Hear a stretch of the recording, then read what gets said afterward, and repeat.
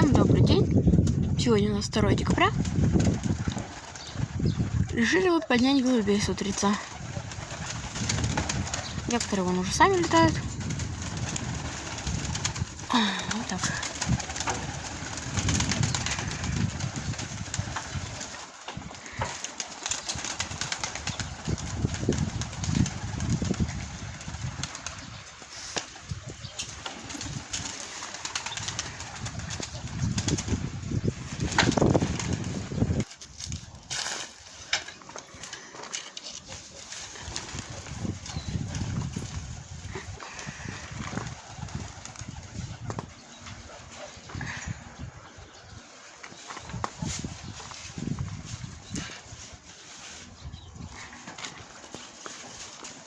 Отойти назад.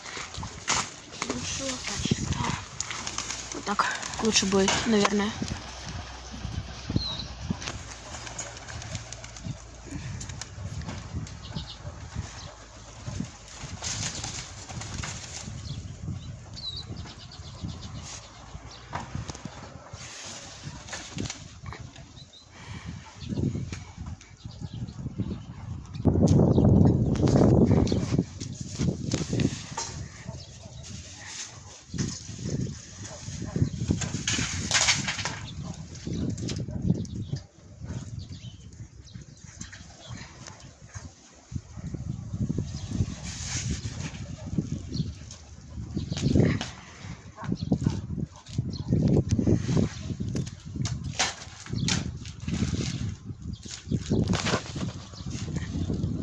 О, он уже высоко потекчат, вроде садик. Вот он. Ай, быстро движется.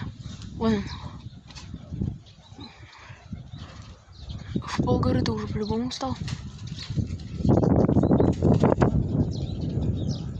Плохой фокус. А нет, вот нормально.